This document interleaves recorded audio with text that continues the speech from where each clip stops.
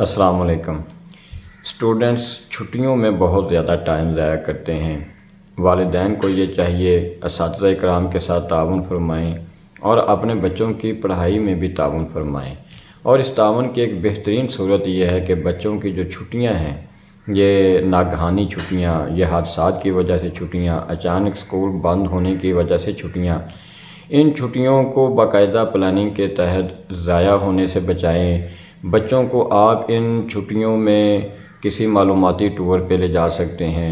بچوں کو گھر میں باقاعدہ ایک ٹائم ٹیبل کے تحت ان کو تھوڑا ہی صحیح اچھی بکس کا مطالعہ ان کو آپ کروا سکتے ہیں۔ ان کی اپنی پڑھائی میں ان کے ساتھ بیٹھ کے آپ ان کی پڑھائی میں شامل ہو سکتے ہیں۔ ان کی ہینڈ رائٹنگ اچھی کرنے کے لیے کچھ کام آپ کر سکتے ہیں۔ ہر ہفتے میں 1 یا 2 دن صرف آدھے گھنٹے کے لیے یا چند منٹوں کے لیے بیٹھ کر قرآن مجید کا ترجمہ آپ خود بھی پڑھ سکتے ہیں اور بچوں کو بھی آپ سکھا سکتے ہیں۔ قرآن مجید کو اچھے طریقے سے پڑھنے کی پریکٹس کر سکتے ہیں۔ قرآن مجید کی چھوٹی چھوٹی صورتیں بچوں کو زبانی یاد کروانے کے اوپر ہم کام کر سکتے ہیں۔ بچوں کو مسنون دعائیں یاد کروائی جا سکتی ہیں۔